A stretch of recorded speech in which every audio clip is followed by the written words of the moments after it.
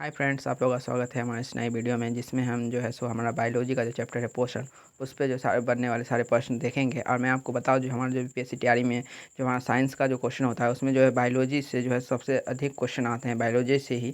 तो चलिए शुरू करते हैं। तो हमारा जो पहला क्वेश्चन है, मानव शरीर में किस पोषक तत्व की कमी के कारण शारीरिक वृद्धि धीमी होती है? तो प्रोटीन के कारण, प्रोटीन की कमी के कारण जो शारीरिक वृद्धि धीमी से होती है।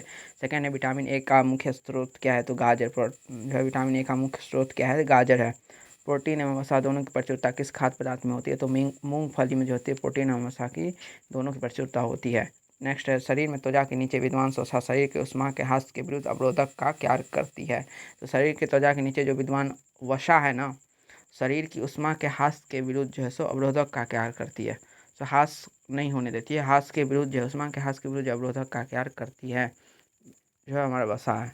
नेक्स्ट है, शरीर में ऊतकों का निर्माण किस पोषक तत्व से होता है? तो प्रोटीन से। शरीर में ऊतकों का निर्माण प्रोटीन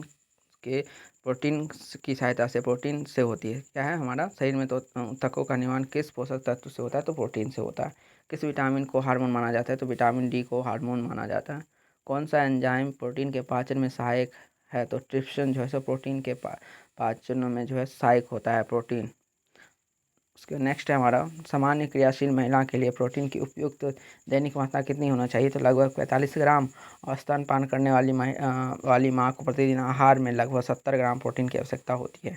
नेक्स्ट है, लार सलाइवा किसके पाचन में सहयोग करता है? तो स्टार्च के पाचन में। हमारा जो मुख गुहा से ही जो है सो पाचन तंत्र जो है सो आरंभ हो जाती है पाचन की प्रक्रिया। तो लार जो होती है जो सो मुख से जो निकलती है ना, वो किसका पाचन करती है? तो स्टार्च का।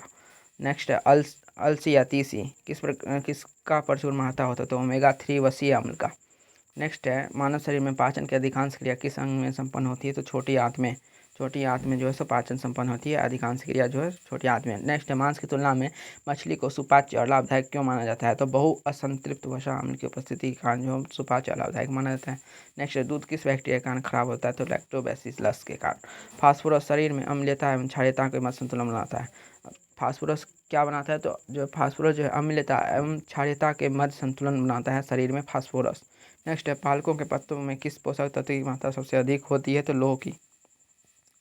नेक्स्ट है, जो हमारा कौन सा एंजाइम जो है ना सो दूध प्रोटीन को पचाने में सहायक होता है? तो रेनिन। कौन सा एंजाइम दूध प्रोटीन को पचाने में सहायक है? तो रेनिन। नेक्स्ट है, मानव शरीर में विटामिन ए किस अंग में भंडारित होता है? तो यकृत में भंडारित होता है। विटामिन ए किस अंग में भंडारित होता है? तो यकृत में।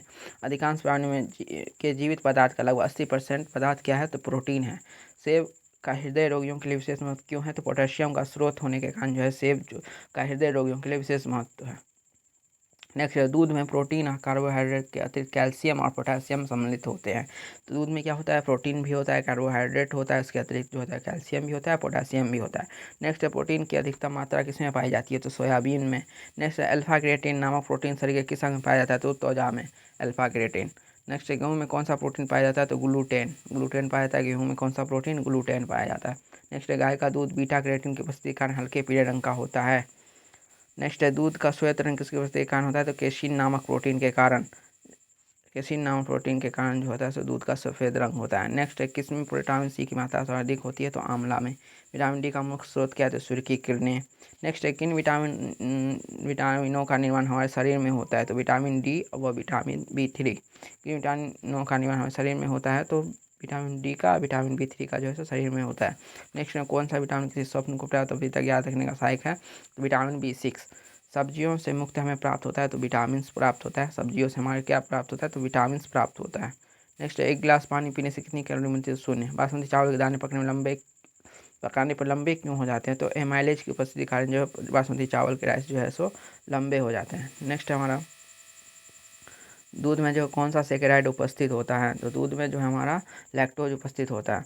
नेक्स्ट है, किस विटामिन की कमी से स्कर्वी रोग होता है? तो विटामिन सी से स्कर्विक जो है सो विटामिन सी जो है सो स्कर्वी रोग होता है विटामिन सी की कमी से।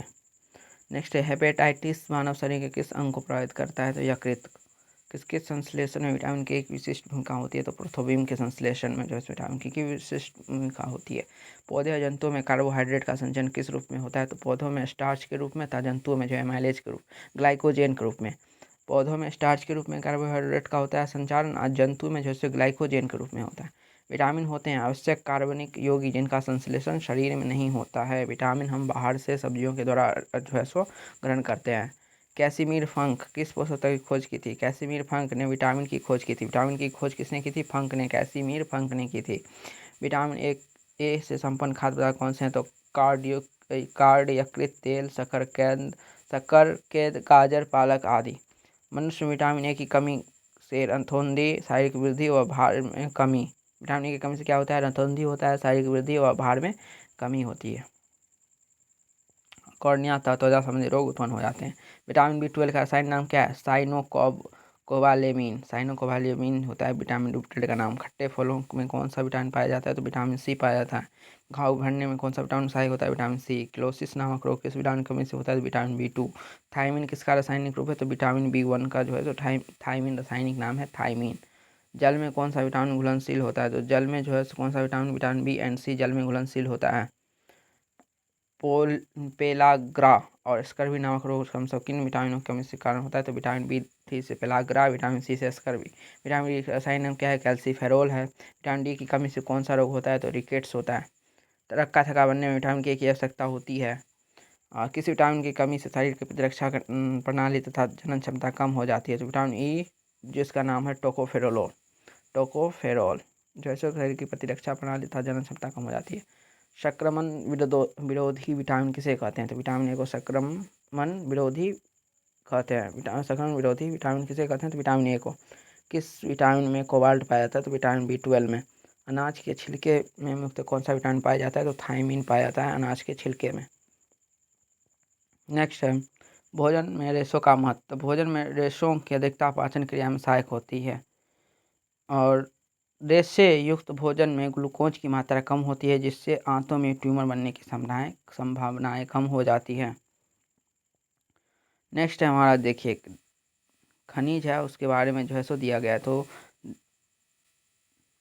दीर्घमात्रिक खनिज है जिसका जो खनिज तत्व है उसके महत्व क्या है? तो कैल्शियम जो है सो दांतों और अस्थियों की रचना में, रुधिर स्कंदन में और तंत्रिकाओं एवं पेशियों के कार्य में इसका महत्व है कैल्शियम का। फास्फोरस जो है सो दांतों और हड्डियों की रचना, अम्ल क्षार संतुलन, ATP और DNA में इसका महत्व है। और गंधक जो है अनेक अमीनो अम्ल तथा कुछ हार्मोन्स एवं विटामिनों का घटक है गंधक। नेक्स्ट है पोटेशियम, अम्ल क्षार संतुलन। पोटेशियम जो है अम्ल क्षार संतुलन हमने पहले भी देखा है। जल संतुलन में, तंत्रिकाओं की कार्यकी में जो है सो पोटेशियम होती है महत्वपूर्ण आती है। क्लोरीन जठर रस का अम्ल क्षार संतुलन करता है। सोडियम अम्ल क्षार संतुलन, जल संतुलन, तंत्रिकाओं की कार्यकी की जो हमारा जो है सोडियम पोटेशियम का एक ही जो है सो लगभग सेम मिलता जुलता कार्य है। नेक्स्ट है हमारा मैग्नीशियम ग्लाइकोलाइसिस तथा ATP पर आश्रित अनेक उपापचयी क्रियाओं के एंजाइमों का सघटक है। मैग्नीशियम जो है सो इसका जो है उपयोग होता है महत्व है इसमें ग्लाइकोलाइसिस तथा ATP पर आश्रित उनके उपापचयी क्रियाओं के एंजाइमों का जो है सहघटक है।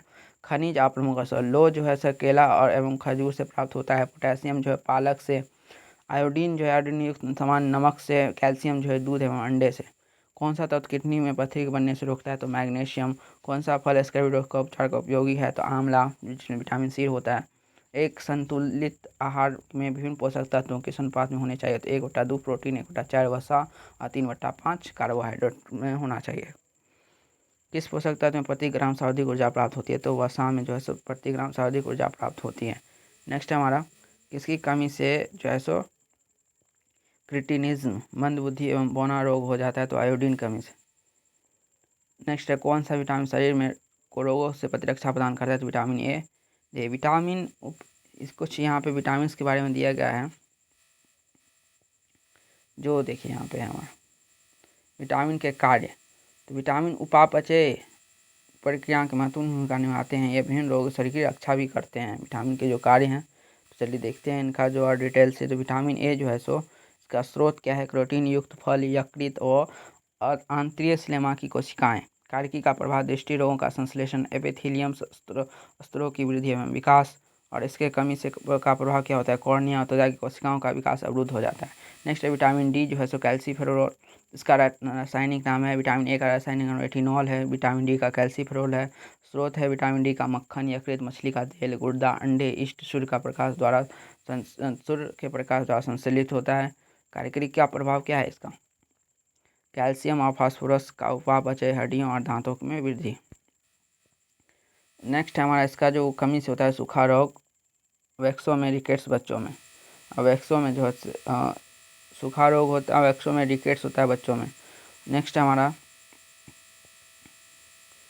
विटामिन ई, टोकोफेरोल, तेल, गेहूं, अंडे की जर्दी, सोयाबीन।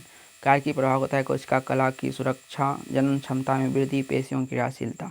जनन क्षमता की कमी, एपिथेलियम की कमी का प्रभाव पड़ता है।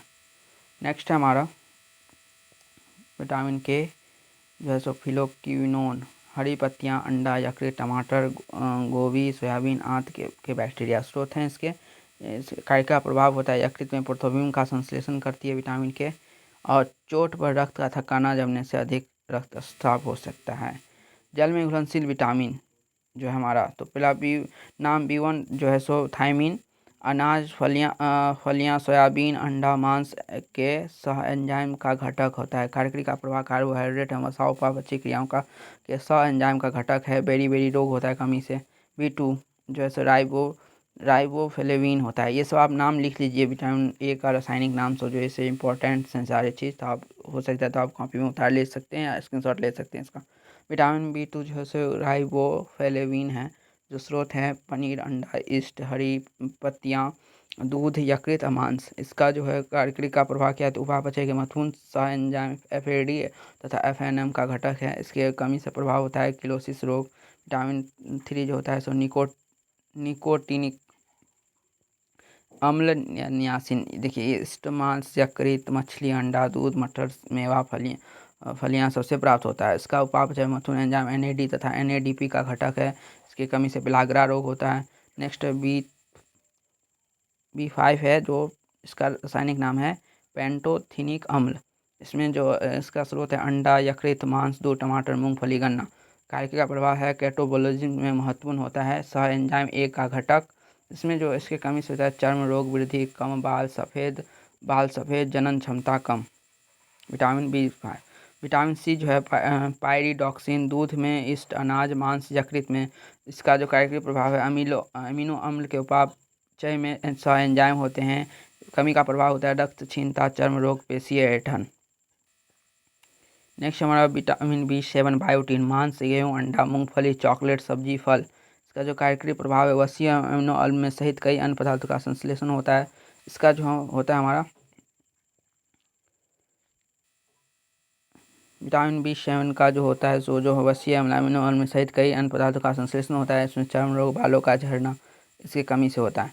उसके बाद नेक्स्ट हमारा विटामिन B9 जो है सो हमारा जो है सो फॉलिक अम्ल समूह, हरी पत्तियाँ, यकृत, सोयाबीन, इष्ट फलियों में होता है। वृद्धि से इसका जो प्राकृतिक प्रभाव है ना, वृद्धि, रुधिराणुओं का निर्माण होता है, DNA का संश्लेषण होता है। इस कमी से रक्त क्षीणता, वृद्धि में कमी होती है विटामिन B9 से। विटामिन B12 है साइनोकोबालमिन, ये मांस, मछली, यकृत, अंडा, दूध, आँत के बैक्टीरिया में होता है। वृद्धि, रुधिराणु का निर्माण होता है, न्यूक्लिक अम्लों का संश्लेषण, इससे भी रक्त क्षीणता, तंत्रिका तंत्र के विकार होते हैं कमी के प्रभाव से। विटामिन अब इसका C है स्कॉर्बिक अम्ल, जो ये भी जल में घुलनशील है। इसमें सारे जल में घुलनशील है। तो देखिए नेक्स्ट जो C एसॉर्बिक अम्ल जो है आंवला, नींबू, खट्टे फल, टमाटर, सब्जियां, आलू, अन्य फल से प्राप्त होते हैं। जितने भी खट्टे फल सब हैं तो इसमें विटामिन C पाए जाते हैं।